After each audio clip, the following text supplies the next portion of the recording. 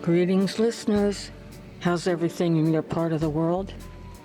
So I have a question for you today for foodies. Have you ever made homemade lasagna? How did it turn out the first time you made it? How about Stouffer's signature lasagna? Here's a quick story.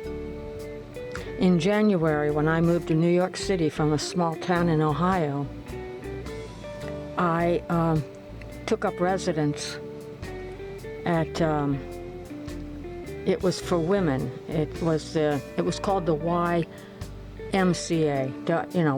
Don't ask me why. It wasn't the YW, for women. Anyway, it was on 38th Street, within walking distance of Grand Central Station. Across the street was a Stouffer's restaurant. I remember it because I just put a frozen Stouffer's signature lasagna into my oven. And the memories are just flooding my head. Why? I had their lasagna.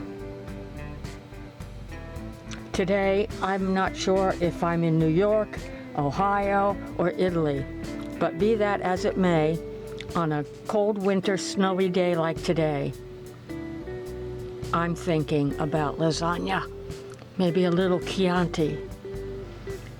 So that's my broadcast today. In my part of the world, it's very quiet. I'm watching the birds at the bird feeder. Just speaking for myself in my part of the world, which is cold and snowy, not that cold, maybe in the 30s. Italian food, pasta, lasagna. As you can see in this video, is the best way to chase away the blues.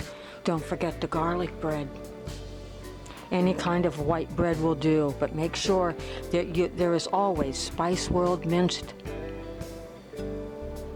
garlic on hand in your refrigerator at all times, and grated Parmesan cheese, especially during the cold winter snowy months.